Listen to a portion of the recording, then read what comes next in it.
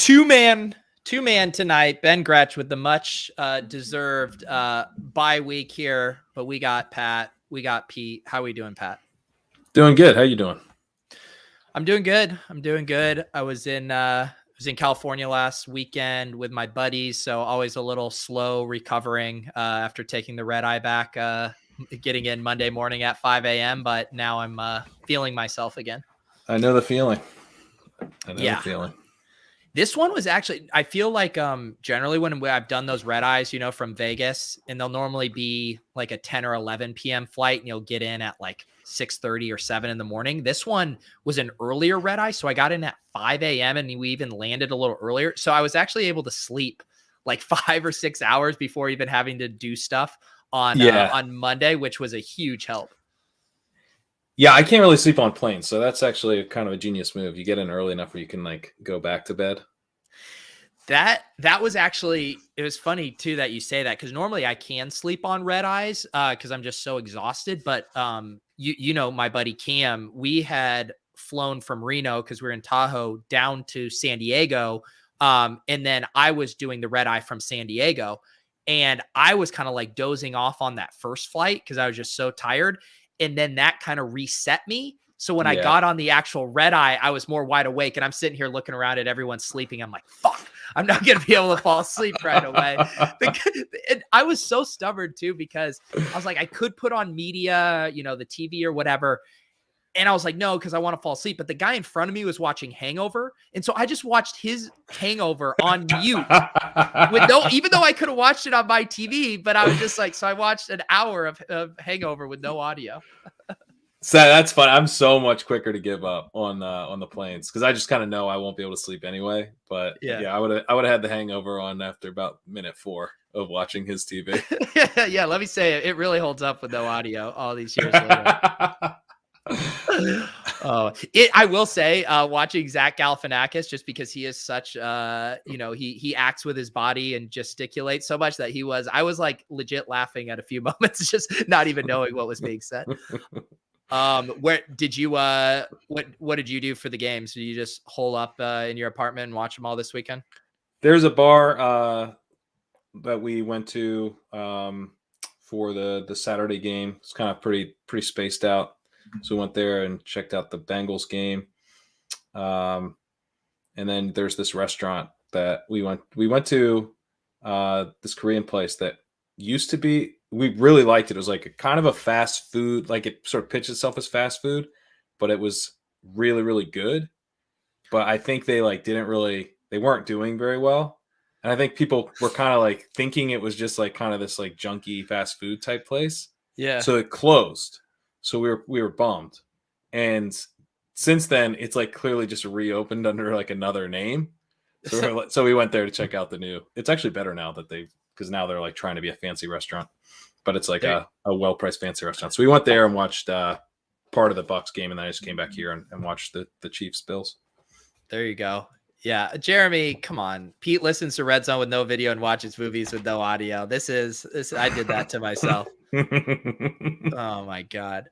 Yeah, and I think I was mentioning it on Splash Play with Spags, but because of just how to get our flight situated, I legit watched the first half of Bills Chiefs at the Reno airport, and then I thought for sure I was done because we were flying Southwest during the second half. And I was like, there's no chance like Southwest Wi-Fi is going to allow me to stream, blah, blah, blah. But they actually have like the live TV partnership or whatever. And like, was it a perfect HD stream? No. But was I able to watch that game on a plane? Yes. So that felt like a miracle in its own right.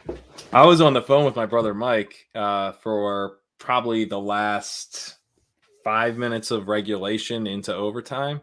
And because I'm streaming it, he was ahead of me. So he kept having to mute for like those all the big plays down at the end.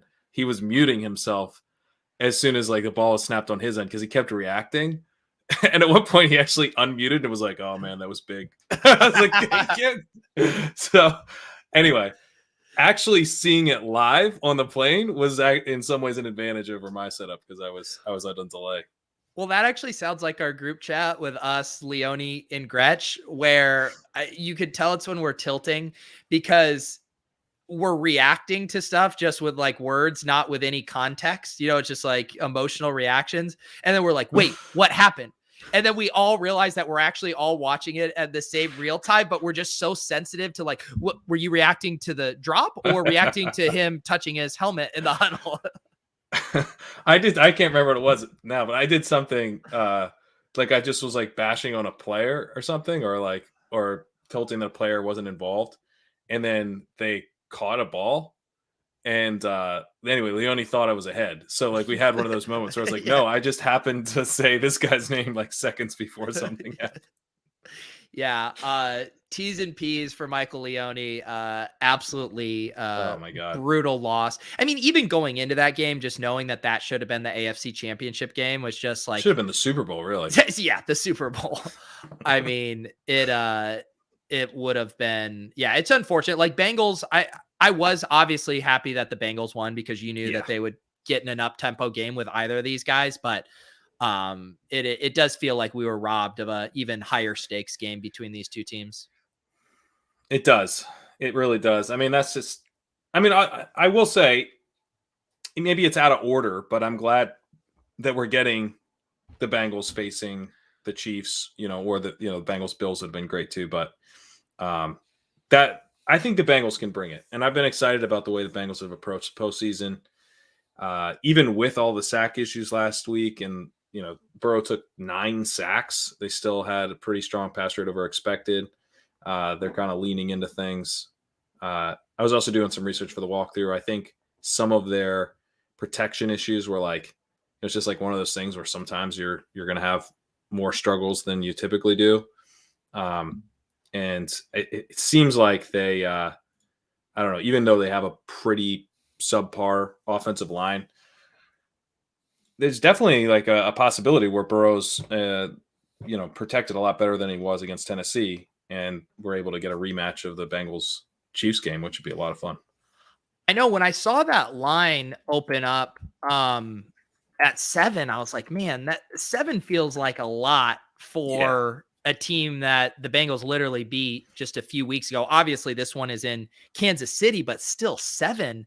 And then I saw all the money was mainly coming in on the Bengals too. So I was like, shit, is this the square play too, betting the Bengals? But they feel, as Evan says here, extremely live in this spot. Yeah, they definitely do. They definitely do. I mean, the Chiefs are, I don't know. What would you have set the line at if you were a bookmaker? I mean, I know this sound now it's like, oh, you're only talking about like 1.5 or 2 points, but it does feel more like a 4.5, 5.5 kind of thing. I agree. Yeah. I think like anywhere in that mid range, but I would have it below 6. So to have it at 7 is, I mean, that I agree. That's a high line. Yeah. And also just thinking, I mean, Jimmy G, like comparing, like, who do you feel better about getting points from? It's like, I'd rather want the 7 points if I was betting Jimmy G than, betting Burrow. Like, I feel a lot better hanging my hat on Joe Burrow getting in a shootout than I do. Because we still haven't seen the Jimmy G game. They've been fortunate to play all these games close and they're able to do what they want to do in those games. But we have not seen, have we seen them down 10 or 14 points in one of these games yet? No, I mean, I guess, they've been down over the course of the season and done okay. Because the thing about the 49ers is that I've accused them at times of not having a counterpunch, but they do have a counterpunch. It just opens them up to a devastating counterpunch from the other side. But they will counterpunch and have Jimmy actually drop back and pass if they have to. But they try to avoid it as much as humanly possible because we've seen, like, even in the situations where Jimmy's barely throwing, like, he's just dying to give these games away. So I think, like, I actually wonder if they could beat the Rams because the Rams have been they were slightly pass heavy against the Buccaneers, but the Buccaneers are a major pass funnel and they've been shifting in a huge run heavy direction for weeks now. They didn't take advantage of the Ravens pass funnel. I don't think McVay really trusts Stafford. Obviously, San Francisco's pass rush is a major issue. So I think we could, again, for the third time, you could see the 49ers get into a run first battle with the opposing team, which is exactly where they want to be. If we get Jimmy in the Super Bowl, I'd need like 10 points against the Chiefs. And I don't know if I'd take it. Because you could just see them, the Chiefs, I think, in this condition, they could hang like a 20-point victory on the 49ers. They can't keep up. Well, and that's what I think is so smart with their Deebo Samuel usage, right? Where they truly have to get really creative on offense. And, they did get those plays against the Packers where, George Kittle picks up those really big first downs. But basically taking the ball out of Jimmy G's hands as much as they can. And I always think about it in counter to, remember watching like Des Bryant back in the day, even when he was at his peak, and he would just get erased for an entire game because they just let him get ISO'd out wide and they wouldn't force the ball to him or anything. And then you watch Deebo and it's like, no, we are going to make sure this guy is touching the ball multiple times on every drive. We have to. It's the only way we can succeed. And that at least gives me some confidence in their offense. It gives me some confidence in their offense, but it's like the fact that they've taken their number one wide receiver and made him, in some ways, a running back who is at times a wide receiver rather than a wide receiver who's at times a running back. It just tells you just how tilted towards the run they've gone. I mean, they're crazy tilted toward the run these days. And it does put you in a situation where I'm frankly blown away by the Packers game plan in that game. All the special team stuff, like, oh man, so unlucky that they had the block punt. And it's like, dude, they scored 10 points. They scored 10 points at home against the 49ers, who, they have good pass rush, but they're not actually an elite defense. Rodgers supposed to win the MVP. You got to score more than 10 points. And part of that is the fact that Rodgers wasn't as efficient as usual with the 49ers pass rush. That was predictable. But the other part is that they play crazy slow. They've played super slow all season, and the 49ers are begging teams to play slow against them. They're begging teams to go run first against them to limit possessions. Like Ben Gretsch wrote that thing about how possessions are kind of like innings in a baseball game. And, and we talked about the other what was that, like 3-4 weeks ago, we talked about how many of these coaches would just flip a coin before the game started. Yeah. Right? The Packers are one of those teams, which makes no sense. Like the way they play so slow that it's like, maybe they want to do best 2 out of 3 on coin flips or something, but they'd be willing to. I mean, that's kind of what they're willing to do. I didn't think the Cowboys would do that. I thought the Cowboys would push the pace more than they did. I thought the Cowboys would play way smarter than they did. The Cowboys blew me away with their performance in terms of their coaching there. And so I'd like to think McVay will push the 49ers off script, but I'm not convinced he will because of the way that they've called games over the last 4 or 5 weeks. So it really just comes down to the fact that I don't think that, I mean, maybe the Bengals would let them get away with it, but obviously it's more likely that the Chiefs will be playing the Super Bowl, and you know that the Chiefs won't let the 49ers get away with that. Yeah, the Packers are so weird in that regard, how slow they play. Aren't they the team that uses the most clock before snapping of any other team? And then they're still one of the most pass heaviest teams near the goal line because Rodgers just checks out of every run play to pad his passing stats. It's just such a weird combination because they do like to throw in a lot of spots. They do, but they're not crazy pass heavy. I think they had a 4% pass rate over expected or something, which was higher than, I mean, I think it was 4th or 5th highest in the league. So it's they were solidly a pass heavy team, but they didn't embrace it to the level you think you might when you have a quarterback playing extremely efficiently. Rodgers played extremely efficiently all year, but we talk about EPA per play and that type of stuff, obviously hugely important, but compared to Josh Allen, if you just talk about total expected points added, not per play, but just total, Rodgers was not delivering as much as a lot of other good quarterbacks because he didn't run as many plays, and that goes to the pace thing. Rodgers lost a game to the Vikings where he threw a 75-yard touchdown as his final pass of the game, right?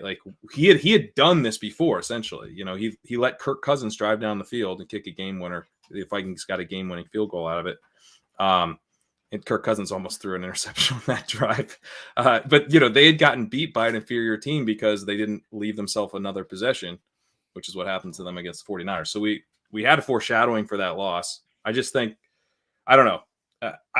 It's one thing to play slow and be the slowest team in every game situation, which the Packers were. It's another thing to have the 49ers do it to the Cowboys the week before, run their exact game plan. The Cowboys don't push them off script at all.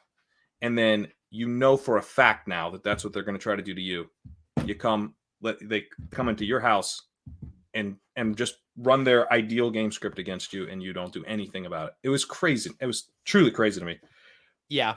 I like to think that McVay would shift what he's going to do to try to, counter the most obvious game plan of all time on the 49ers side. Yeah.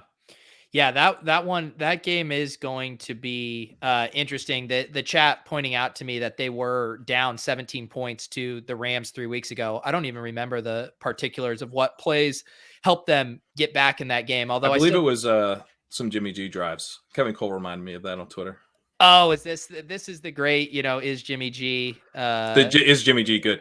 Because there was someone talking about EPA per play in here, and Jimmy G rates like decently well in EPA per play. So did Jared Goff, by the way, when he was on the Rams. He rated quite well in EPA per play. So one of the things that's also important is CPOE, completion percentage over expected. And you look at, I like to look at guys who have really good efficiency, but they're not being very accurate in CPOE. And you see that with Garoppolo and Stafford are actually the two guys that jump out the most right now. Of the remaining guys, they have like a big discrepancy in that, and Mahomes and Burrow are quite accurate. So it is interesting because I think it's not that those guys are frauds necessarily, but I think that points to like a more volatile or perhaps like a more scheme dependent success from the quarterback.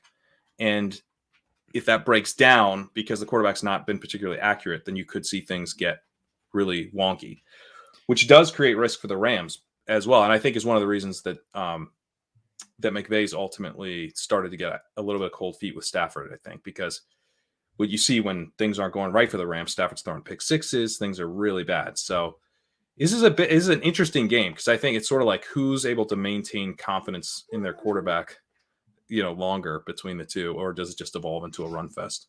Right. And like you said, with both Stafford and Jimmy G can just have brutal kind of meltdown decision-making at any time. What did you think of Kittle's usage? Obviously coming off the game against the Cowboys where he wasn't used at all, had that incredible catch. I guess their entire pass volume was down just by the nature of that game, but at least nice to see him involved a bit more.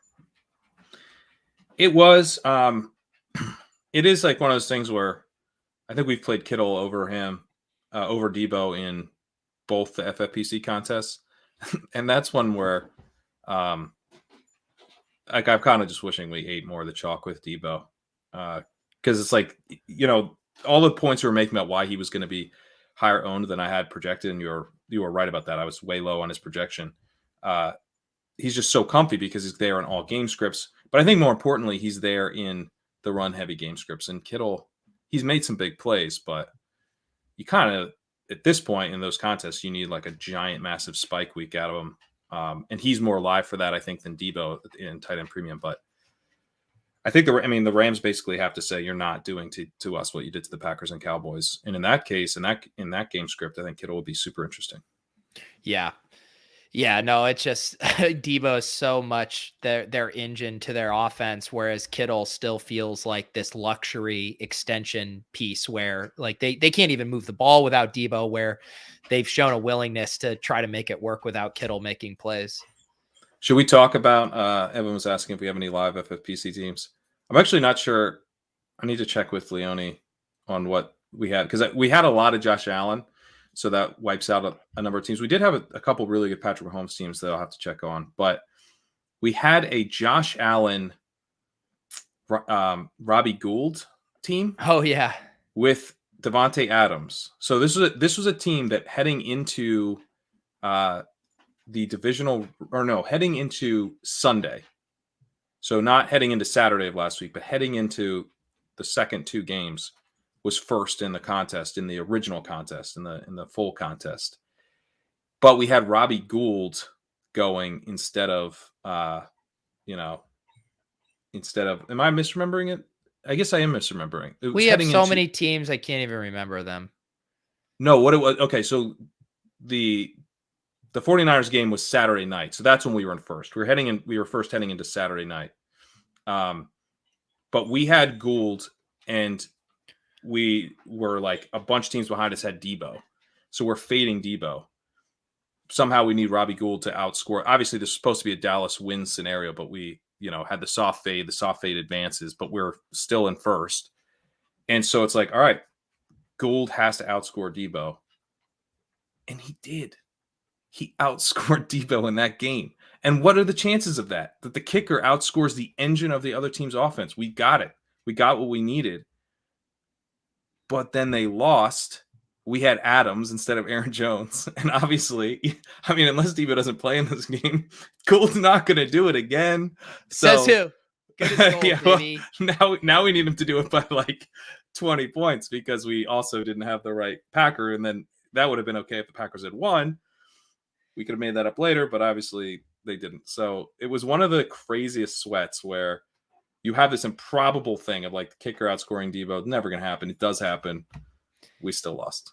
Yeah. And Evan looks like in a similar scenario. He's second overall with a McPherson and 49ers DST team.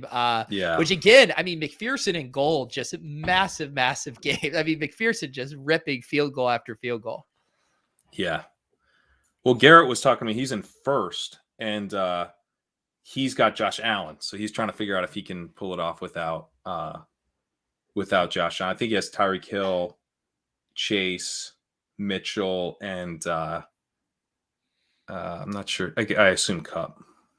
You need one of those, what is it, those little pop passes to Tyreek Hill, like at the goal line where it doesn't count as a pass kind of thing. Yeah. That's what you need. You need a lot of rushes. You need some pitches. Yeah. Yeah. Let's see. Someone was asking, Keith was asking about, obviously Gabriel Davis has the massive 4-touchdown game. I've seen some screenshots of dynasty trades involving Gabe Davis. But Keith specifically asking about being worried about Diggs being invisible in such a big game. I haven't seen any of the film grinders takes on this. Were they doubling Diggs? Was Gabriel Davis outplaying him? What was your take on that? I'm not sure if they were doubling him or, obviously a little bit disappointing to have a guy have an incredible blow up fantasy performance in the playoffs and have it not be Diggs. It's certainly not what we would have expected. But I'm kind of the mind that, in general, these ultimately, that's a good thing for Diggs if, next year, I assume at this point we're talking about next year, it's a good thing if there's a secondary weapon on the team, particularly a downfield weapon like Gabriel Davis. I think that's ultimately a good thing for Diggs. The bigger concern for me is Daboll is definitely going to be gone.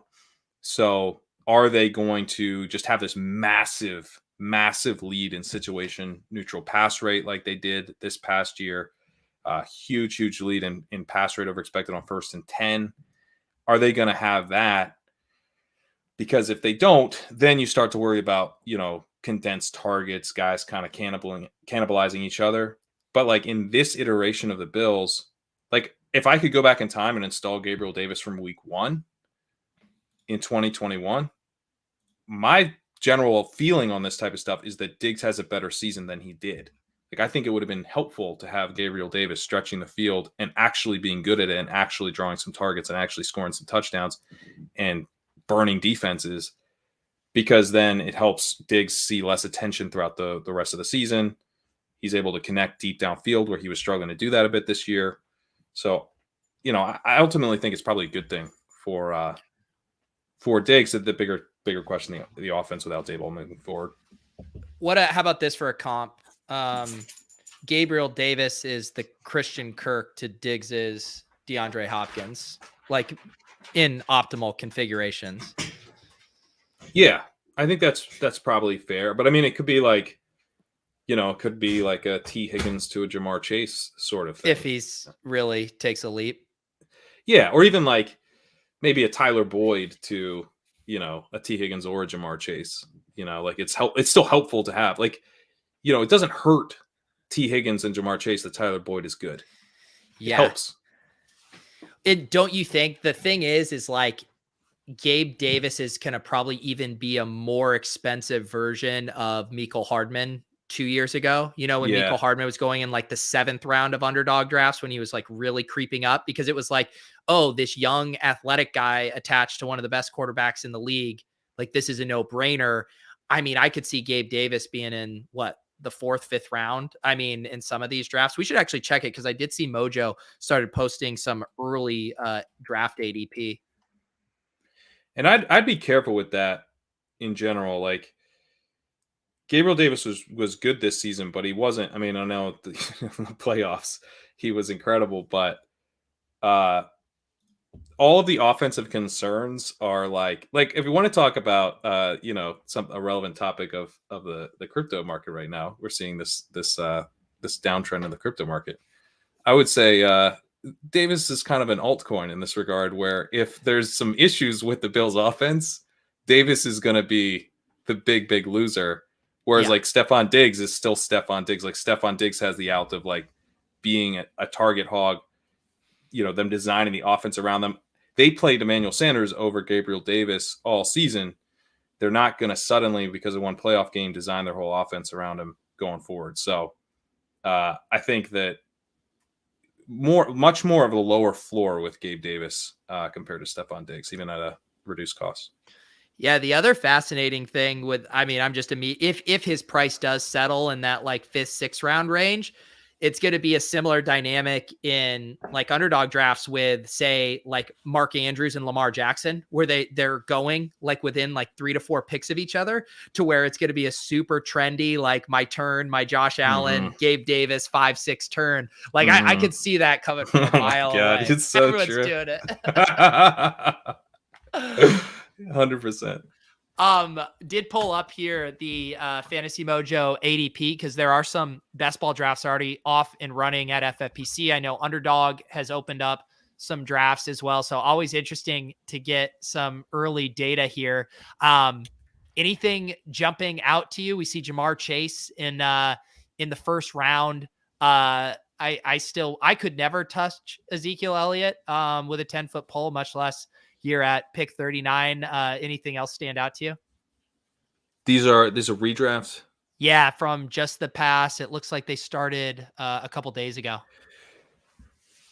I would be inclined to get Naji Harris now, because doesn't he feel like someone who's going to go up into the 105 range, and we're just going to rail against it all August? Yeah. Get some Naji now before they get quarterback figured out, because I probably won't be.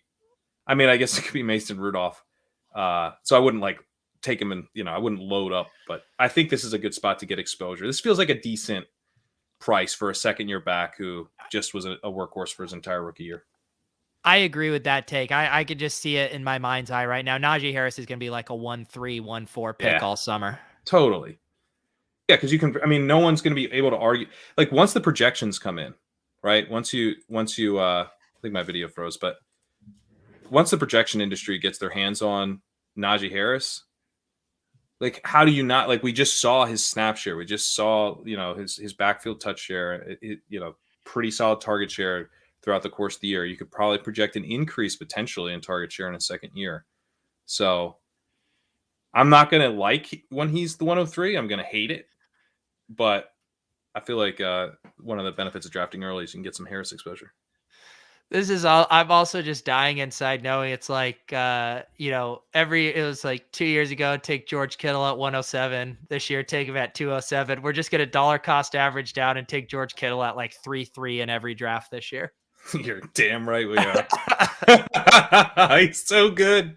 I don't know. We'll have to figure it out, because I think I'm a little bit more open to the projections on George Kittle. Like, my whole thing with Kittle is just like, I think he's the best tight end in the league. I still do. But, having seen him go through a season where like that was undeniable. I mean, maybe not undeniably true, but I think true. And it still didn't really help you that much, because the offense, even with them not moving to Trey Lance, the offense could be so run heavy and move away from him so completely. What do you think about Javonte Williams here? Because it was after that, was it the big Monday Night Football game when everyone was debating on Twitter and there was he should be the 102 next year conversation. He goes pick 16 here. Is that where he should go, or do you think there's a little meat on the bone still?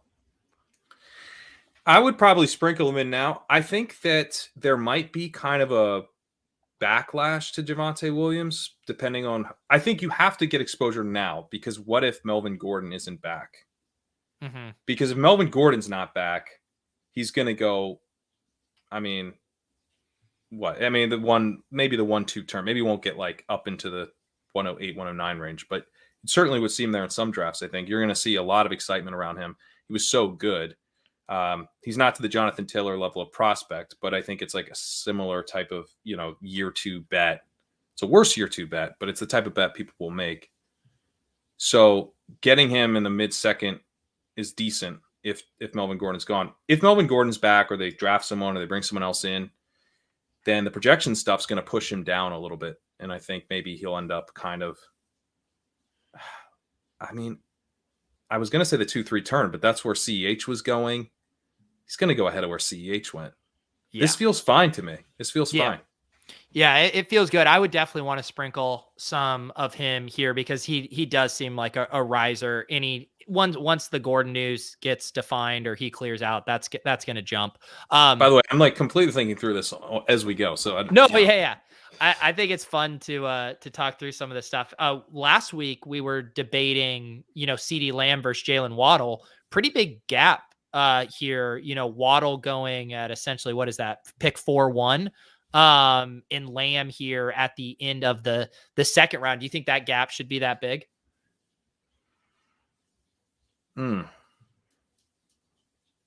That's a good question. I still think I want Lamb at that kind of cost difference. Yeah. I think Waddle's very good, but look, if Dayball goes to Miami, then sure. Maybe Waddle should go a bit higher. Yeah.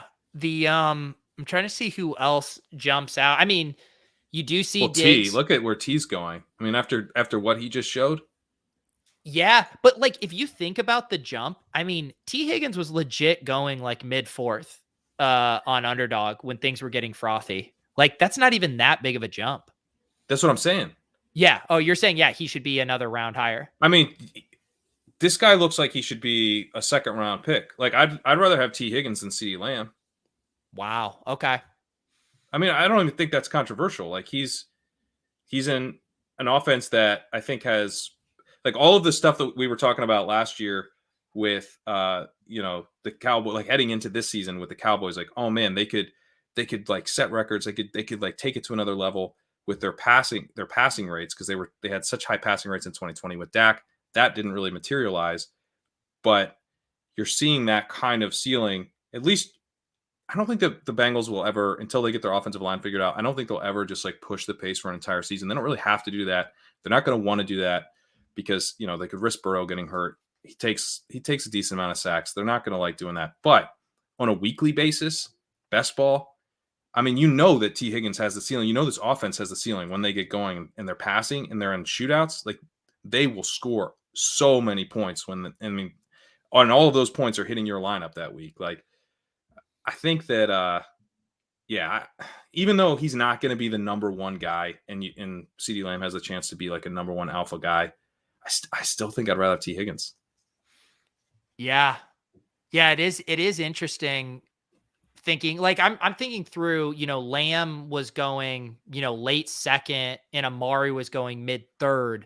And then trying to think of that a little bit as a comp for this team. And then you have Chase going now 108. I think I agree with your thesis that the gap between Chase and Higgins shouldn't be that big. Like it should be a little closer together, like the Amari CD stuff.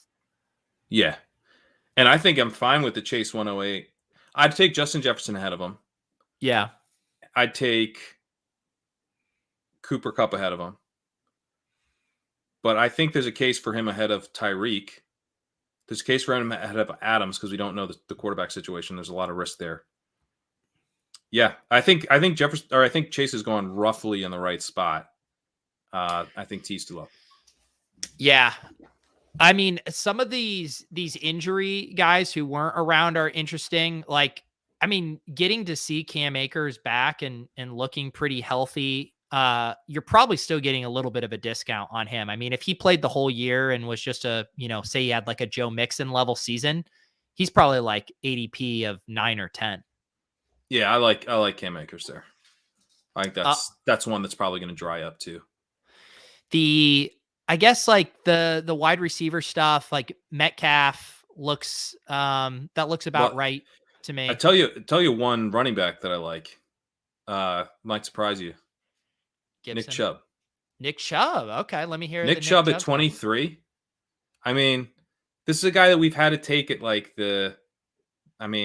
not always the 1-2 turn, but kind of the early, like that next little pocket, the early second, early mid second. And it's like so pricey. But you're getting here, like, if he's going to go kind of, like last year we had that Justin Jefferson, CeeDee Lamb, Keenan Allen, right? That tier. And then it went back. And there was like kind of that spot where it's like, well, if CH falls back here, in that early third range after those wide receivers are gone, then sure, that seems great. Like I'll take that. I'll take that kind of running back at that point. And Chubb feels like that kind of running back to me, where like he started to show a little bit more as a receiver, where they're actually throwing to him on some screens. He did actually get used as a receiver a couple years ago when before Hunt arrived, or before Hunt was healthy. He had like 8 games without Hunt a couple years ago, and was used somewhat as a receiver. Not like as a receiving back, but he gets a little closer to Dalvin Cook, where he gets mixed in. And I think he's good when he gets used that way. Like you see him on screens, he gets moving quickly. And one of the best pure rushers in the entire league. So I don't know. I'm never really drafting Chubb, but at this price, I kind of like it. And you can tell based on it says 4 drafts here, and you can see he went as early as 2-3, which is about more where we would expect the Boomers to draft him. But then you also see he went as late as 3-5. And Yes, maybe he is kind of the polarizing guy where you're going to have guys who love Nick Chubb. They're going to pull the trigger on him in the mid second. Maybe you get a pissing yellow draft, a little ship chasing listener league. You scoop him up in the late third. Yeah. Oh man, that's pretty nice. That ship chasing league. Yeah, he's gonna be going late there. Some people talking about Cooper Kupp as the number 1 overall. I have nothing to back this by, but like my gut feel, and I think I would rather have Tyreek, Jamar Chase, and Jefferson over Kupp. Am I crazy? I'd rather have Kupp. You would? So he's your number 1? Yeah, Kupp's my number 1. I mean, he had we'll see how he finishes, but this actually might be outdated from last week, but he was like 3.13 yards per route run entering last week, if I think is the right stat, which is absurd. Like it's just, you're not supposed to do that. And he's 32% target share this year, coming off one of these crazy, crazy seasons where the entire offense is built around him. I mean, yeah, he's going to regress some from that, but I don't know. It just kind of feels like overthinking to me to pick one of these other wide receivers over the guy that it's like, this is such a rare type of thing. And like, I guess, we had Michael Thomas coming off of one of these seasons and it completely crumbled. I'm not saying it's like safe necessarily, but it's kind of the Antonio Brown situation where it's like if everything goes as expected, he's going to be the number 1 wide receiver pretty easily. Yeah, I guess where I get a little concerned about Kupp, and it even doesn't have anything to do with like his age or anything. It's just we saw the identity of their offense, sans Cam Akers, be through Cooper Kupp. And I felt like the offense got very comfortable running that version of the offense through him. And I do just wonder if they have a healthy Cam Akers, say they add another playmaker or whatever, like if they'll feel the need to use him as like the total engine. And that's where you are baking in some regression, which is bound to happen. But I'm just wondering how much of kind of their offensive philosophy might change in a way that 101 would be very rich for him. Yeah, I think that's a risk. But if that's a risk, then like, is he like AJ Brown with more consistency and less big plays? You know what I mean? Like he's still like, I don't think he has much of a risk of not being just a clear alpha wide receiver there. I mean, Yeah.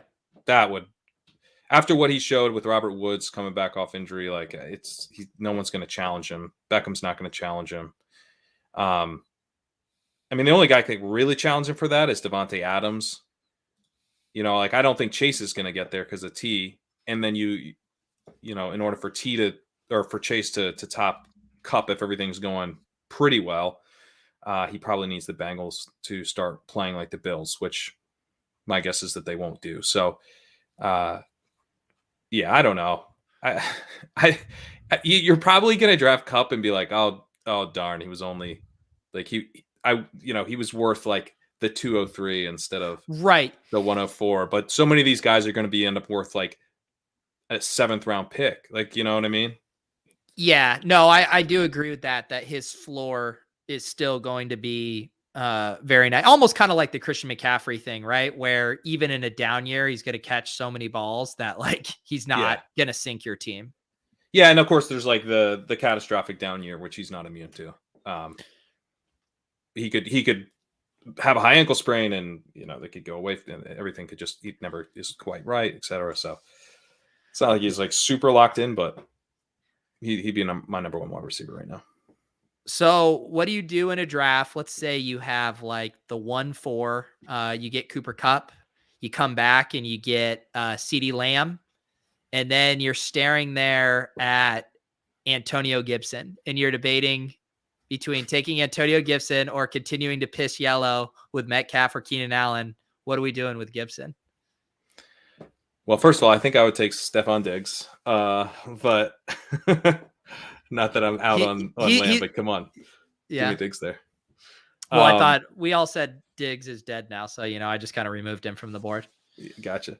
I think I'm pissing yellow. I think I'm going for a DK Metcalf, Keenan Allen, T. Higgins. I mean, I just talked about how I think T. Higgins is a 2nd round pick. So I'll probably end up just hammering T. Higgins a lot in the 3rd round. Gibson, I think, is in play, but he reminds me more of like, you know, the bet has now become, assuming that J.D. McKissic is back, which I think he's a free agent, so maybe he's not, but we need them to get a quarterback. I mean, the quarterback situation is really bad. So he feels like he should be down more.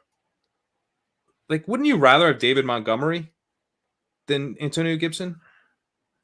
Yeah. It hurts to say it, but yeah. Yeah, you would. So why am I gonna pay a premium for Antonio Gibson? Yeah. Like, we've already done the paying a premium from Antonio Gibson thing, and it didn't turn out very well. It didn't turn out great. But you know, we've got a lot of new information on Antonio Gibson. Yeah. Right. And all of it says don't pay a massive premium for him. So like everything we're hoping for Antonio Gibson to become, David Montgomery kind of already is. And like the offense might actually be better in Chicago, depending on what happens with Washington's quarterback situation. All right. 2 names that I noticed that I definitely think should be in these top 40. What does Mike Evans have to do? How many more 1,000-yard seasons does he need to do, you know, to be a top 40 pick? And also DJ Moore. Like, I mean, are we really going to punish DJ Moore for the quarterback stuff this year? I don't know. I'm willing to go back to it. I think we're gonna. I mean, at this point, yeah, I would take him in the top 40. I would have him. I mean, I'd take him ahead of Zeke for sure. But you do worry about, you know, they got like Ben McAdoo now as their coordinator. This doesn't feel like it's going to be an explosive offense in any. We could sim this next season 1,000 times. It's not an explosive offense, so it's a little tough. But I don't know who's a comp. Is he like Deontay Johnson? Like I know that's not quite right because he's got the higher ADP, but who is he like compared to a guy last year? Like the clear number 1 wide receiver, but on a team that the clear number 1 wide receiver and good on a team that we're just not excited about at all. Yeah. I'm trying to think. He's not Marquise Brown. He's not DJ Shark. Because we're more confident in his skill set. Brandon Cooks. Cooks. Yeah, that's fair. Although Cooks was older and has like concussion issues that we were worried about. And Davis Mills is probably better than any quarterback that right. that yeah. DJ Moore Better played quarterback. with it. yeah. But that's probably the best one that we've come up with. I mean, yeah, it's going to be shocking for people to know that I don't like, these older veteran running backs in situations that could, change on a dime. I mean, this is so fucking frothy for Fournette right here. I mean, oh yeah, don't take Fournette here. I mean, I literally just wrote up all of Brady basically hinting that he's probably going to retire like this offseason. Gronk says he's retired. Yeah. He would retire right now, which is code for I think Tom Brady is going to retire. Right. Because Gronk only will play if Brady's playing. Yeah. So, yeah. TJ Hawkinson also, by the way, no thank you. Yeah. Yeah, we've done the TJ Hawkinson thing a couple years. What about Waller? That's a tougher one. I'm more in Waller. Yeah. I'm more in Waller. Waller has dealt with injuries, inconsistency, but some of that inconsistency, like he was really, really inconsistent in 2020 as well. Yeah. He got hot at the end of the year. He had a huge game against the Jets. That's just kind of the nature of the position. Yeah. Mark Andrews definitely making a pretty big leap here as well. That's a pricey pick to have to spend on Mark Andrews. I don't think I'm going to be into that. Give me Kittle and Pitts at their cost and Waller. Yeah. I mean, we were like in on Kittle last year in a big way, partly because, he was a cheaper version of Waller. But I think that Andrews is now kind of in that situation. Like, I think these tight ends these are the top tight ends, not news to anybody, but these top 5 guys, to me, there should be a bigger gap between Hawkinson. I want no parts of predicting which is the next tight end to join this elite group because we're really bad at that. I mean, I'm frankly shocked we were as good as we were with Kyle Pitts. I mean, we're almost never good at predicting guys accurately who are going to jump into that. The first season we thought he would do it, he did. Kyle Pitts was awesome as a rookie. I think his ADP here makes a ton of sense.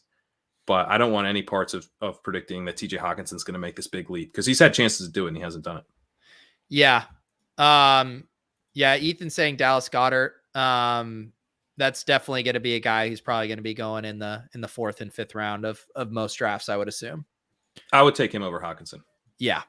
Expendables asking about Calvin Ridley. Another really, I haven't read a blurb. I mean, you work at the Blurb Factory. I mean, has there been any updates on where Calvin Ridley's at? No, I've seen some stuff come through of like, no status on, no update with the comments from Smith on it. And we had a blurb, that basically they put him on whichever list they had to put him on. And that was kind of like the last time we were updating it until there's actual news. But there have been blurbs that are basically like nothing has changed. Not blurbs, but tweets from the beat reporters that nothing has changed. Yeah. Yeah. And I mean, how much do you worry about Pitts's, situation? I feel like he could be in kind of a TJ Hawkinson-esque situation potentially. I don't know that it'll be that bad. I mean, Matt Ryan's better than Jared Goff. Yeah. I think he's shown a connection with Ryan. He had a really good yards per out run this year. I mean, really good for a rookie. I think he was at almost 2 yards per out run, which is pretty off the charts for a rookie tight end. I mean, that's wild stuff. And he wasn't like, used sparingly. He was the engine of the offense down the stretch. So the offense isn't ideal, but in some ways, just being a tight end who's used as his team's number 1 weapon that alone is so massive. And rare. And he's a wide receiver. I mean, Kyle Pitts is a wide receiver, like period. He's a wide receiver. Like he has tight end eligibility. He maybe shouldn't, but it's like the bet here is like DK Metcalf or Terry McLaurin entering his second season. Like that is somewhere between the bet there. You're basically betting on like an alpha wide receiver to make it league. This is another name that I don't necessarily think it's bad that he's not on here, but I'm kind of shocked that Amon-Ra's finish didn't get steamed into the top 40. Me too, a little bit, although I guess it's that there's more. It's like I would love to see the other wide receivers after this because I don't think I'd take him. I don't think he's anywhere near any of these wide receivers. Like you're not taking him over DeAndre Hopkins. No, to me, Amon-Ra feels like, and I'm not saying, I just mean from like ADP and sentiment, he feels like he could be last year's T. Higgins, right? The rookie who didn't come in like as hyped, but then really delivered and showed promise. And then once we start talking about the second year breakout stuff, lack of targets on the Lions, the problem is his quarterback's Jared Goff and not Joe Burrow. So the excitement isn't going to quite be there. Yeah, and to be honest, I mean, I think he's closer to Hunter Renfrow than T. Higgins. Yeah, Like, it's just it's a target play. I mean, he's good. I'm not trying, but Hunter Renfrow is good. So I don't mean that as like a put down, but I don't think he's like, what's your upside? I think your upside is, it could be decently high in PPR leagues. You could have him be like kind of a target hog type of guy. what did Renfrow finish as at PPR scoring? Was he top 24? He must have been. Yeah, because down the stretch he was crushing. So yeah, I don't mean to say, but I mean, I don't know. Maybe he's got kind of like whatever. I mean, maybe like Jarvis Landry was like a wide receiver 3 or wide receiver 4 one season. So he could have, yeah. It's possible. Yep. Crazy asking A-Rob, man, that he's a tough one. He burned a lot of people this year. Yeah. When's the last? I don't think we had a guy like that this past year. That just completely fell off the map. But he's got to be. I mean, there's a group actually of like Robbie Anderson, Allen Robinson, and Michael Thomas, who are all going to be kind of like, what do we do with these guys? And Thomas will go above the other two, but I think A-Rob and Robbie Anderson are going to be double-digit picks for sure. And where do you think they land? Like 14th round? Yeah. I mean, I guess is Robbie Anderson, is he still under contract with the Panthers? Yeah, because he signed an extension. An extension. Oh, but you know what? Allen Robinson's a free agent because he was on the franchise tag. So that's going to go a long way in determining. Yeah. Okay. So Robbie will land there, but where does? So then I'm way too low on Robinson. Then what do you think? Like probably 10th or 11th. Yeah, you mean like pre-free agency? Yeah. Yeah, people are always going to have a fondness for him, and I think people will be more willing to chalk it up to Bears dysfunction than him losing a step, even though it's probably a little bit of both. I think it's a lot of bit of him losing a step. Yeah. This is another one. Renfrow number 10 PPR wide receiver. Oh, there you go. So not a put down to Amon-Ra St. Brown, but it's still sort of a player archetype. It's not quite as high upside. Travis Etienne. I mean, give me him over, any of these kind of later running backs, I think. Well, if Dayball's ending up in, oh no, sorry, not Dayball. If Leftwich is ending up in Jacksonville, I mean, I think that's pretty exciting for a functional offense. Yeah. I think I'd take him. I mean, what about him versus Dobbins? Where are you at on that? They feel similar, but it seems like I just have never seen any indication from the Ravens to go to a 1-back system or even a 2-back system, to where I think there's more upside for a bigger role for ETN. And just because his work is going to be more tilted toward the pass game too than Dobbins. I mean, Dobbins is going to be so reliant still on explosive run plays for him to rack up points. I just think he's more a guy I'd want to be taking in the 5th, 6th round. Whereas like ETN, I feel like with that floor he gives you could probably justify it a little earlier. Yeah, I agree with that. This is a fun one too, just because of how hot he finished. Singletary. I mean, do you think the narrative this offseason will be he graduated to bell cow back, or do you think people will kind of talk themselves into that just being like for a specific stretch of the season? I think he'll ultimately be like a classic dead zone running back. And the reason that I think that is that he's going to be tough to project, right? Because what we saw down the stretch is he's just getting like literally every single snap, but we didn't really see that in the regular season. We saw close to that, but in the playoffs, he's like playing every single snap literally.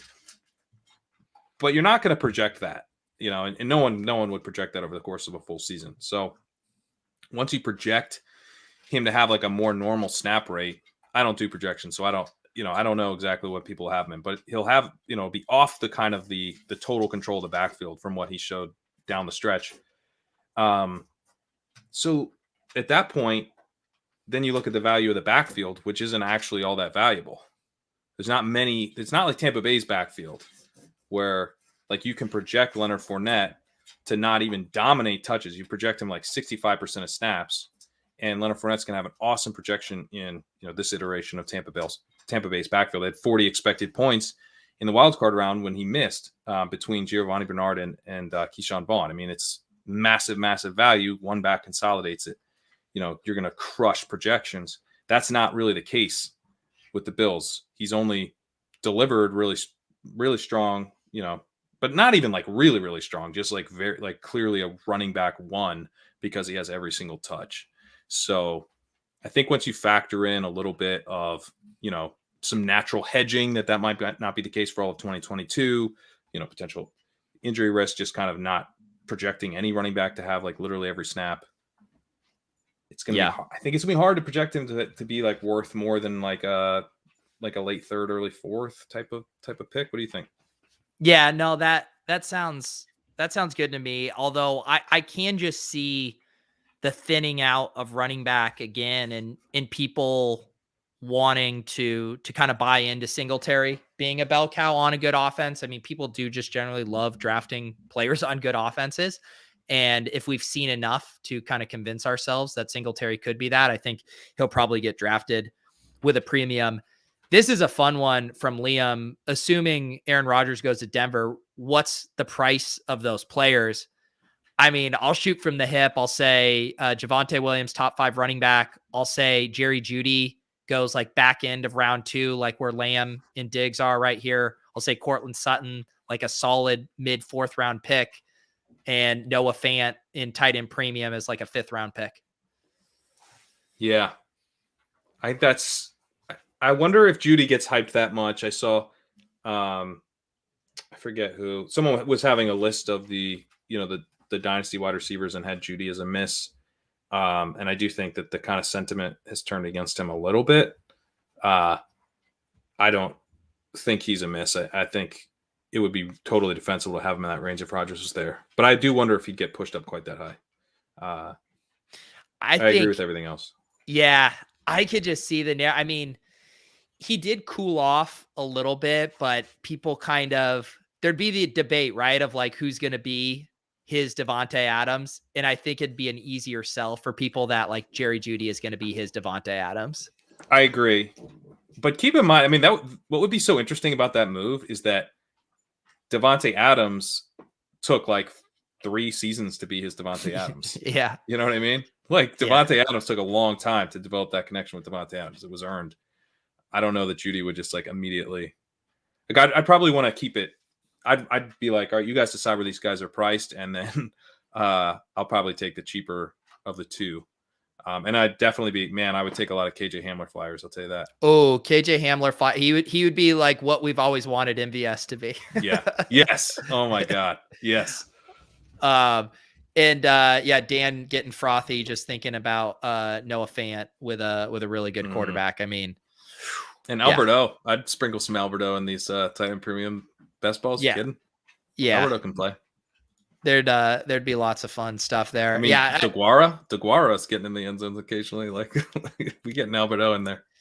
Seriously. Yeah. I mean, yeah, even just thinking of like dealing with Lazard and Randall Cobb. I mean, Denver basically has upgrades for every single one of those spots. Well, you know what's going to happen if he goes to Denver? Davante Adams is coming too, right? He's gonna refuse to. I mean, he's a free agent now. They could franchise tag him, but they're trying to rebuild. Well, that's maybe. what GA is saying here. Won't Rodgers Adams be a package deal? Yeah, they got to do some kind of sign and trade with Adams or something. I don't know. The NFL doesn't really do those, but something they got to figure out somehow because Adams, he wants to play with Rodgers.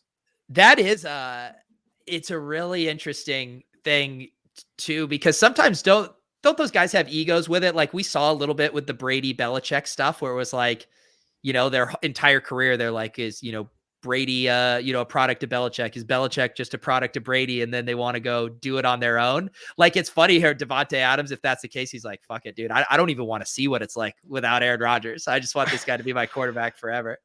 I don't think he doesn't seem to have that ego. And Derek Carr's been apparently recruiting him for years. And Davante Adams doesn't seem all that receptive to those recruitment efforts. But I mean, Davante Adams, like, part of what his skill is knowing what Rodgers is thinking at that moment, right? Yeah. Like, it doesn't, not to take that away from Adams, like it's what they've developed is incredible. I can't really, I mean, even like the Brady and the Brady Welker, the Brady Edelman, any of Peyton's guys, like this is like Peyton Reggie Wayne, I don't think would compare with Rodgers Adams. Like the connection they have is just, I think it's the best I've ever seen.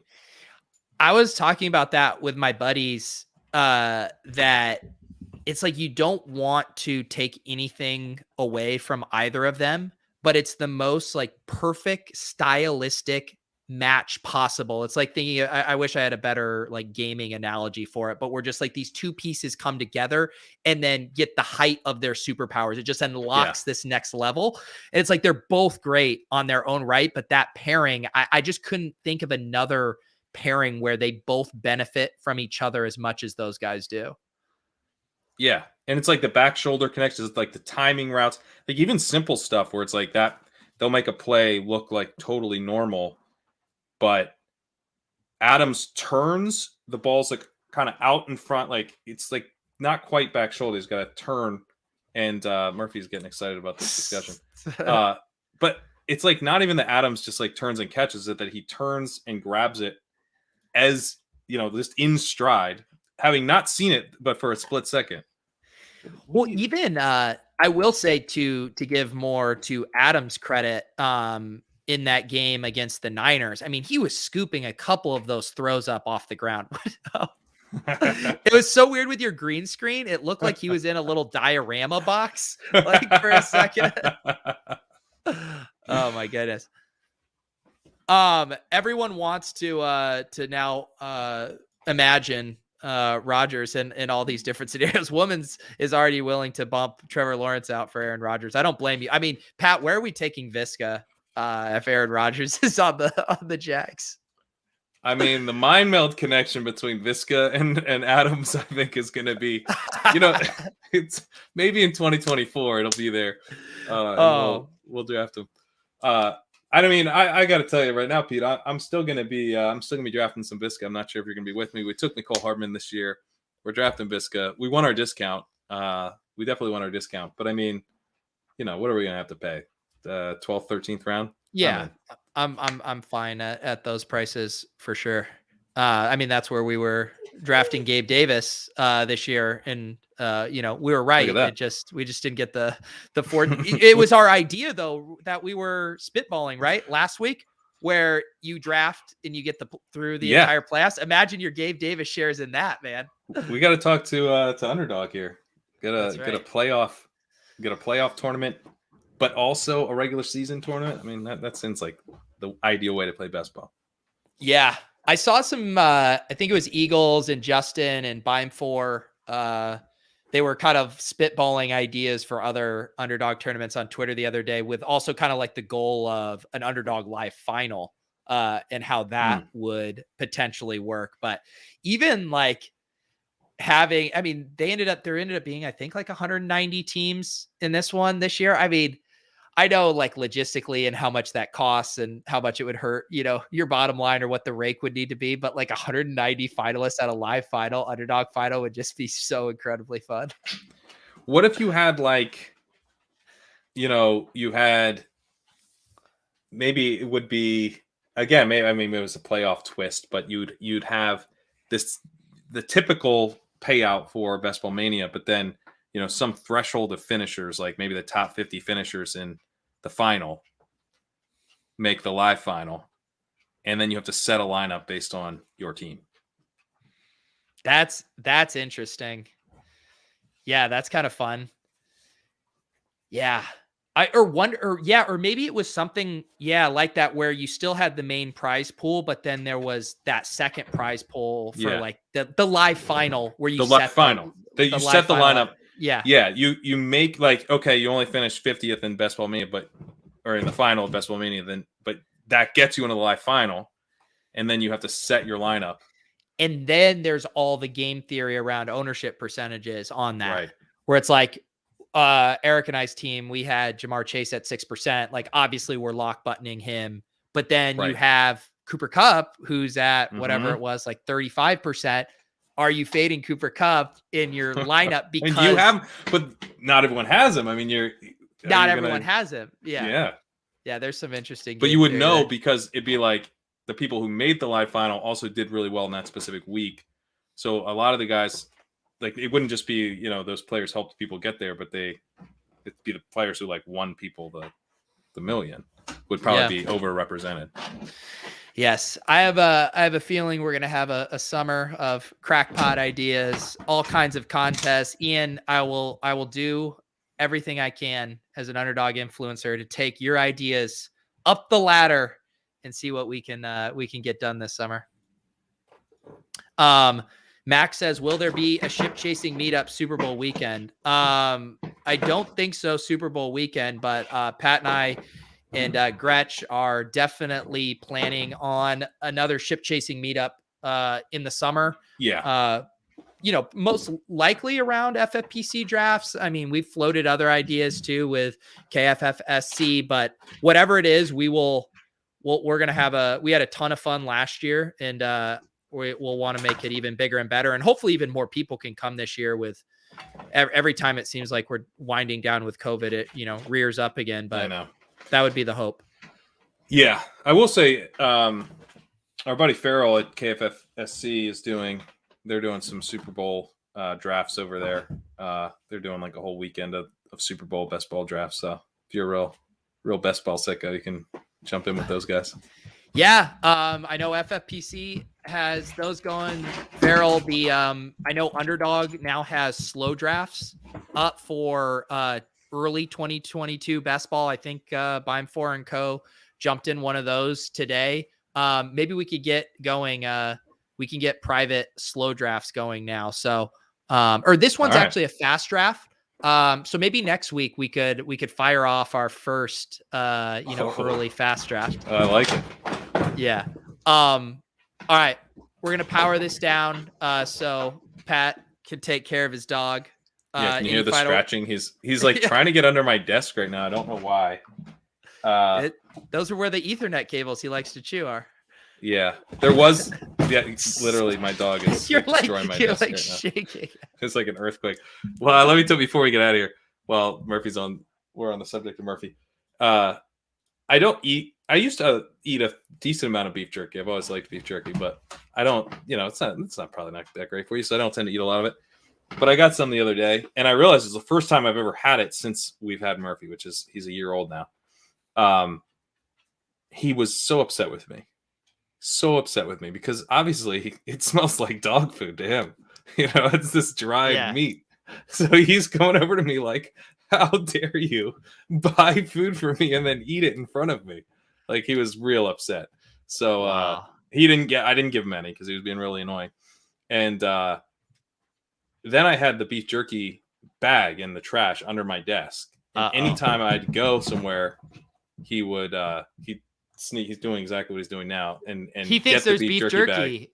I think he still smells the remnants of the beef jerky bag. That's why he smells. You've created a monster. All right, Murphy. I mean, is it bad for dogs to eat a little bit of beef jerky? Or Probably not. No, I should. If he wasn't like I'd be eating it and he'd get like right up in my face and be smelling it. It does look.